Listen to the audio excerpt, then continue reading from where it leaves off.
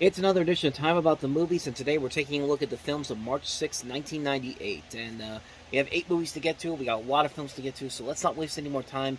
Let's just jump on into it. And we'll start off with the biggest new release of the weekend, a release so big it was only $800,000 away from knocking Titanic off of the #1 spot after 12 weeks. But Titanic is still the #1 film, but this film came pretty close. I guess you could say it's a spin-off of The Fugitive, Tommy Lee Jones and Wesley Snipes in U.S. Marshals. Prince from the crime scene, MacGillivray. You have to believe me. I did not do what they said I did.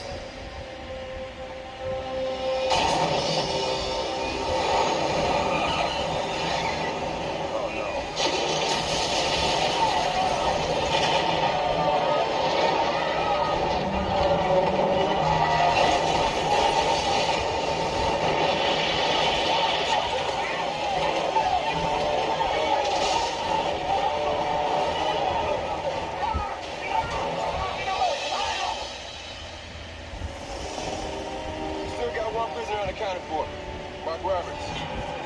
A daring escape.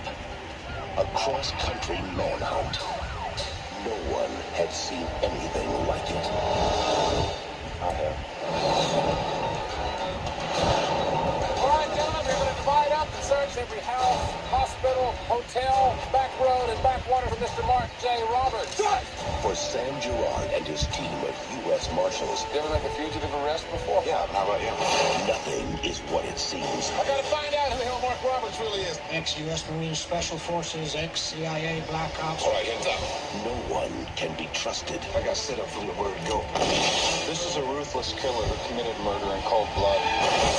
Because this time, the fugitive they're chasing. Give me a hand. I'd like to listen to you explain why your ruthless assassin keeps going out of his way to let people live. Is a government spy who knows too much. You're the great Sam Gerard. Yes, I am. And you always have to win. Yes, I do.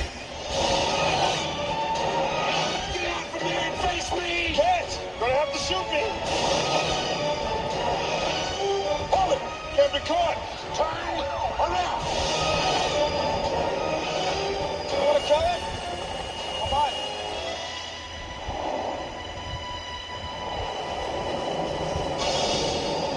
Still at large, he's armed, he's dangerous. What do you intend to do? Catch him. I mean, in a way, it's kind of seen as both a sequel and a spin-off to The Fugitive, which, I mean, you could probably say both of them at the same time. I mean, Tommy Lee Jones was one of the more notable things about the original Fugitive, winning an Academy Award for Best Supporting Actor in that film. This time around, it centers around him, Sam Gerard, once again played by Jones. It follows him and his team as they pursue another fugitive played by Wesley Snipes, who attempts to escape government officials following an international conspiracy scandal. And the cast also includes people like Robert Downey Jr., Joe Pantoliano, Daniel Roebuck, LaTanya Richardson, Tom Wood, Kate Nelligan, and needless to say, it doesn't necessarily fit the same bar that the original Fugitive movie had. I mean, it feels like in that trailer they're just copying so much of what made The Fugitive so special. But that being said, though, it is not a bad movie by any means. Far from it. I would actually say that I kind of like it a lot more than most people do, and it mostly is because of the performances by Tommy Lee Jones and Wesley Snipes, and even Robert Downey Jr., who I know at this time was kind of on that path where he was taking a lot of drugs and he was getting a bad rap, but in this movie, he's actually playing it pretty well here. He has a good performance in here. The action overall is very good. There are times when it does get pretty annoying when it comes to trying to copy what made the original Fugitive movie so special. Like, you see it in the trailer right there. You see, like, the things that they're trying to have. Like, they're trying to have Wesley Snipes have this big Harrison Ford moment where he's jumping up, where instead of jumping off of a dam, this time he's jumping off of a building and landing on a train. But at the same time, though, I mean, we've seen this before, and it's not really all that special or all that unique in any way, shape, or form. But then again, it also may not help the fact that the director of this, Stuart Baird, is not the best director. He's a great action editor, but as a director, most of his movies are not very good. I mean, Executive Decision just barely got by, and the next movie made after this was Star Trek Nemesis, which is seen as one of the worst Star Trek movies. And it also doesn't help that you have a first-time writer on this movie, John Pogue, who I'm looking at his credits right here, and they are not that great. I mean, he's written stuff like The Scrolls, and Rollerball, the infamous Rollerball remake, but is mostly known for being a producer on stuff like The Skulls 2, The Fast and Furious. He was co-writer on Ghost Ship. He wrote Quarantine 2 Terminal and Deep Blue Sea 3. He was directed that, and he also directed Eraser Reborn, which, yeah, this guy's not a great writer or director, too, so maybe that's why there is definitely a major step down in quality. And honestly, I think with a better writer and director, if you got Andrew Davis back, if you got the two writers from the first movie, Jeb Stewart or David Twohy, to make this movie work, I think they could have made it work. I think it would have been something very interesting and very fun, but like I said, it's not a bad movie per se. It works because of Tommy Lee Jones returning this character that won him an Oscar, and he is good in the film. And Wesley Snipes is very good in the film, and the action is very good as well. But at the same time, you kind of expect more from this movie after what The Fugitive did before 5 years prior to this, I should say. But yeah, a good movie, not a great film overall. Good for a one-time watch, but definitely is a major step down compared to The Fugitive. So with that said, let's go ahead and move on to the next movie here, and that is Paul Newman, Susan Sarandon, and Gene Hackman in Twilight. In a city where the night can seduce you, nothing's more dangerous than a past that comes back to haunt you. Academy Award winners Paul Newman, Susan Sarandon, Gene Hackman, Twilight. Rated R. Starts Friday, March 6th. Now all I'm imagining is Paul Newman and Gene Hackman as Jacob and Edward going after Bella, played by Susan Sarandon, a much older Bella and Jacob and Edward. But, of course, this is obviously not based on the Stephenie Meyers movie, and, you know what, I don't remember too much about this movie, but I'm pretty sure it's better than anything that came out of the Twilight movies, that's for sure. But, yeah, Twilight, this is a neo-noir thriller film from the director of Kramer vs. Kramer and Places in the Heart, and, Nobody's Fool was his last movie that he made. Basically, the story of this movie is that you have a retired detective accepting a simple task, unaware that it will tear open old, forgotten, but deeply wounds. And you could pretty much tell where this is going. I mean, this is pretty much something that's been done to death so many times. And it's not the best overall film, but it has enough talented people on board to really keep it going, like Paul Newman, Susan Sarandon, Gene Hackman. You also have Reese Witherspoon in here, Stockard Channing, Giancarlo Esposito, Liev Schreiber, Margot Martindale, John Spencer, M. Emmett Walsh, James Garner, Clint Howard. I mean, there's a good cast involved in here, and this is a good film by this is a decent, not even a good film, it's a decent film for Robert Benton, he had that little bit of a lull after Kramer vs. Kramer and Places in the Heart, but he did come back with Nobody's Fool, and this is probably the last decently made film that he made. It's not a classic by any means necessary, but it certainly beats the crap out of anything that other movies with the name Twilight have associated with them. But the performances, I think, do carry it through, and I think the mystery aspect could have been a whole lot better, but it's those performances from those seasoned veterans that keep the film going, and you just really feel like there's a lot there that could have made this a classic. But as it is, it's perfectly fine for what it is. I'm glad I saw it, but it's not one I'd watch over and over again. Kind of like with U.S. Marshals. Good for a one-time watch, maybe, but it's not something I want to watch over and over again. So, certainly it's a lot better than the next movie we have here, and that is Jessica Lange and Gwyneth Paltrow in Hush. She found happiness. She's a wonderful, wonderful girl, and I love her. But the family she loves has a hidden past. She murdered my son and got away with it. She'll do the same to you. And the mother she embraced has a dangerous secret. Jessica Lange, Gwyneth Paltrow. Your mother tried to kill me last night. Hush. You bad girl, you found me out.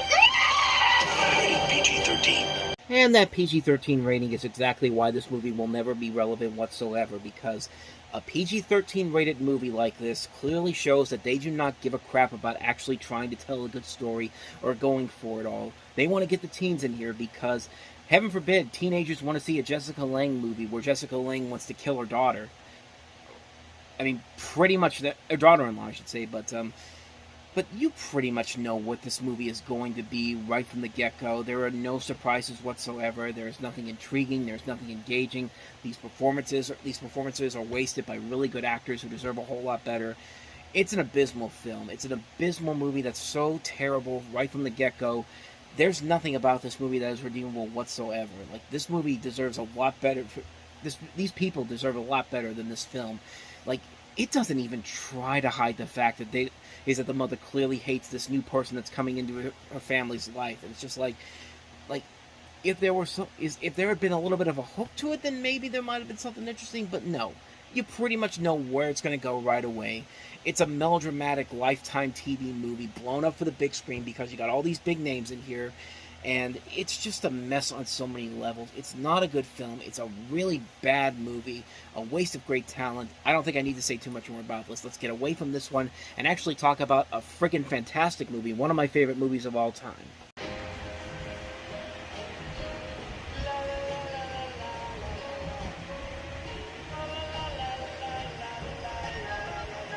That's right, we're not even giving you a trailer or a TV spot. I just need to show you that title and show that music, and that's pretty much all you need to know about how wonderful The Big Lebowski is. And if you really want me to fill some time here, I can give you some quotes for this movie, because this is one of the most quotable movies ever made.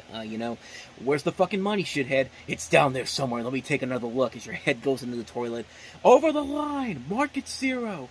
This is what happens when you find a stranger in the Alps. I can go on and on if you want to, but I know my terrible impressions will do nothing to convince you to watch this movie, which you should watch this movie. And since I'm going to be talking about this movie whenever we get to the Reviewing Network Talks About, because this is one of my all-time favorite movies, it's number 13 actually on my list of my favorite movies of all time, I'll just run through it real quickly. You got Jeff Bridges starring as Jeff Lebowski, who's an unemployed Los Angeles slacker and avid bowler. After a case of mistaken identity, he's introduced to this millionaire who's also named Jeffrey Lebowski, and when the millionaire Lebowski's trophy wife is later kidnapped, he commissions the dude to deliver the ransom to secure his release, and the plan goes awry when the dude's friend, Walter, played by John Goodman, schemes to keep the full ransom. You also have Steve Buscemi, Philip Seymour Hoffman, David Huddleston, Julianne Moore, Tara Reid, John Turturro, as well as the stranger, played by Sam Elliott. And this is one of those movies it's one of those hard-to-believe stories. The Big Lebowski was not a big success critically or financially when the film came out, but as the years went on, it has become it's become a strongly praised movie. The critical praise gets stronger and stronger over the years, and rightfully so, because it's one of the funniest movies ever made to a lot of people, and myself included. And I love Fargo. Fargo, I think, is the Coen brothers' masterpiece film, but this is the film that I watch over and over again. I mean, it's hard not to love this movie. It is so absurd. It is so weird. It has so many quotable lines to it. The dark comedy is perfect. The casting, top notch. Jeff Bridges is amazing in this movie as Lebowski. John Goodman is great in this film. I just realized that this is the fourth John Goodman movie we've talked about in 1998, and the first two were terrible films, Fallen and Blues Brothers 2000, and slowly but surely he turned it around with stuff like The Borrowers, and now this. He's fantastic in the film. You have a great cast overall that I mentioned. The great trademarks that we love to watch in Coen Brothers movies. It's very well written. The comedy is perfected with both Bridges and Goodman, leading to some of the film's funniest moments and the most quotable lines of the film. This is a quotable as all hell movie, and I want to go deep into this more, but I'm going to be talking about this when we do the Reviewing Network Talks About, and we eventually get to this film, because I'm doing, if you don't know what I'm doing with that, the first few weeks, the first few months of that show, I'm going to be doing my top 30 favorite movies in video form. So each week it will be a different movie that's ranked in my top 30 favorite films. And this one we'll definitely get into when we eventually delve into that. But all I can say here, man, is that The Big Lebowski is one of my all-time favorite movies. It's a hilarious comedy, a brilliant cast overall. I don't think I need to tell anybody to go check this movie out, because if you have not seen it already, you really need to go see this film. You are not going to be disappointed by it by any means necessary. The Big Lebowski, a phenomenal film. What more do I have to say about it?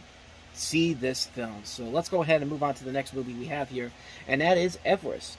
Triumph and inspiration on the world's highest mountain.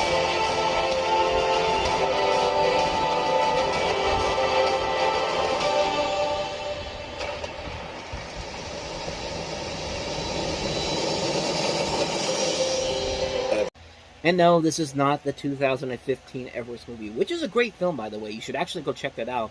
And honestly, you could see that movie on an IMAX screen and you'll get the full enjoyment out of it. But no, we're talking about Everest, the movie that pretty much introduced a lot of people to the IMAX theater, because this became the highest grossing film ever made in the IMAX format. And the 45-minute documentary is narrated by Liam Neeson, and it's basically a description of the training required in order to climb the nearly 30,000 feet to the summit of Mount Everest, and the challenges facing during the ascent, such as avalanches, blizzards, oxygen deprivation.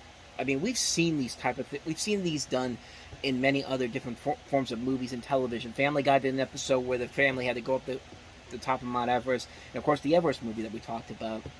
And I gotta say, this movie would have been awesome to see on IMAX. Like, to see the views of Mount Everest on an IMAX screen, like, it'd be really cool to feel like you're actually there. And this feels like a film that most people would never be able to do this, but this is a chance for you to see what it would look like if you had gone up on Everest. It's an amazing little documentary. It's only 45 minutes long. It's not a long film whatsoever, but you do get so invested in what's going on here. And they got to give a lot of credit to the directors of this, Greg MacGillivray and David Brashears, who put together a phenomenal looking film that just fits the IMAX format so well. Like I would have loved to see this on the biggest screen possible. I mean, it's hard not to be impressed by the visual flair of the film. You do get invested in the storyline and all the challenges that these guys have to really go through in order to climb this mountain, and it's just a thrill ride on so many levels. Like, you get so invested, and the tension builds up so strong. You feel like you're almost there at times.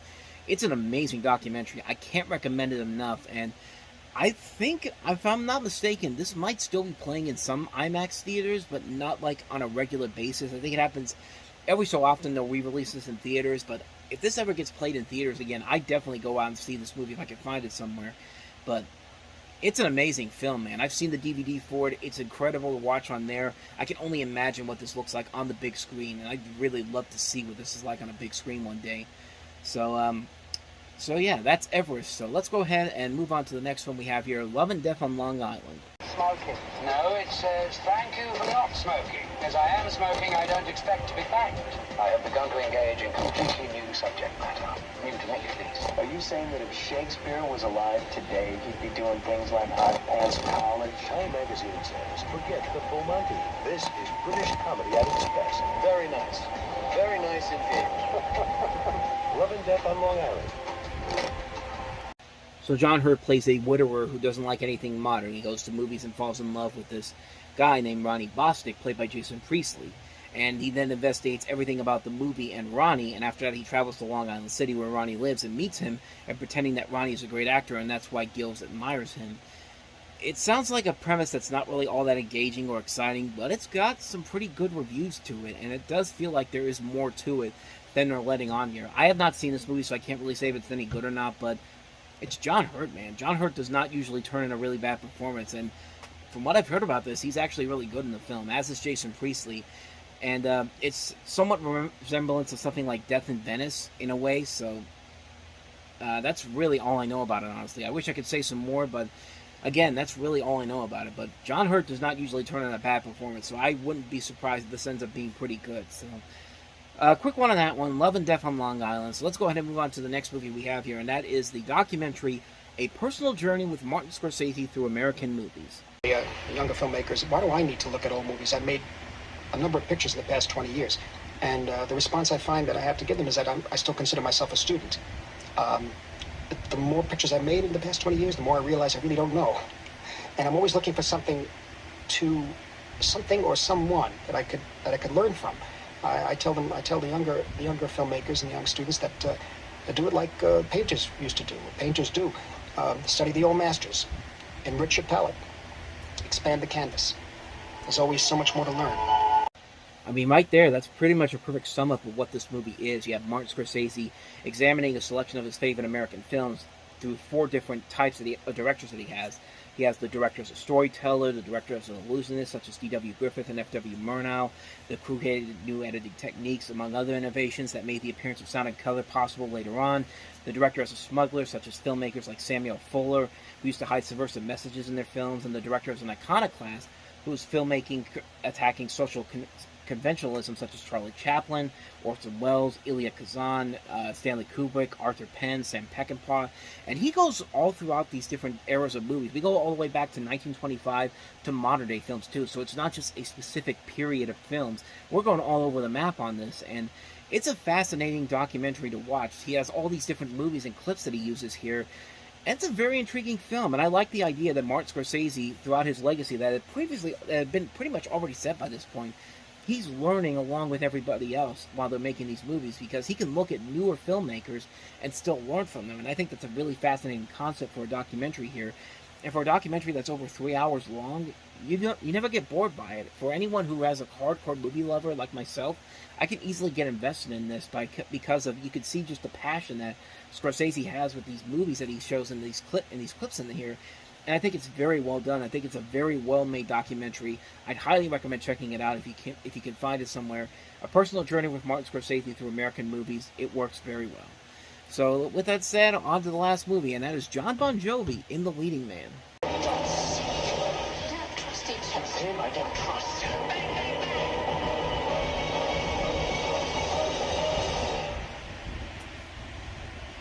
You're not getting cold feet, are you?